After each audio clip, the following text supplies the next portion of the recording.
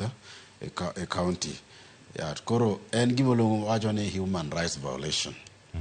Ok onyal blame sirkal nokelo koth, sirkal okel koth, but implementation mag program mane magen godo manyalo konyo jopiny mondo jopiny kik hinyre. Sani kata mana weche mag girocho kata weche mag somo kesa donge KCSE dhi mbele mondo penjo dhi makare sa midwaro moko ok nyal timore, moko lewo gima chalo kamano. Mago ok nyal timore. Weche mag familia bino nokwa rocho, nyithindo seche moko yudo ka ng'ato mama odhi koni, baba odhi koni, nyathi odhi machielo, nyathi nyalo kata mana lal. Koro jotelo ema nyisogi ni nyaka gine kigiriti. Seche moko be josiasa be giparo mopogore. Josiasa moko take advantage sanyi makoro en mana koro campaign agenda mare. En owuotho door to door to kar mondo ochiw real intervention to oneno kaka ma is an opportunity mar go siasa mar 2027. Mago gik manyalo konyo.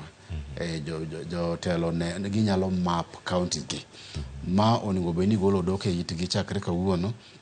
Jatelo moro amora kumoro amora nitie county ma intiere. Mapa ne county nini to ere kuma disaster prone. Ka koth nitie to ka chieng' rieny. To ere waluongo ni permanent solution ema dwaro. Ok odwa gik miluongo ni reactionary. Ni oula osedhi, dhok osedhi nyaka nam to koro igolo jomoko ni iterogi e higher ground. Wan gima luongo ni capitalistic society ma ng'ato kata kidhi kare kuma heresno onyalo kata sui for trespass. Ibiro dak ka ng'omi permission kana. Koro seche moko miso ni very backward moang'o age ni sirkal wacho ni wanyiso jopiny mondo dhi e higher ground. Ito higher ground no ne gichiwo lo mar higher ground. To nitiere permanent, we want permanent solutions ne gigi. Ok wadwa reactionary measures ma ji dhi normal. Case after flooding, case Department of Meteorological no wacho ni gini nyalo dhi nyaka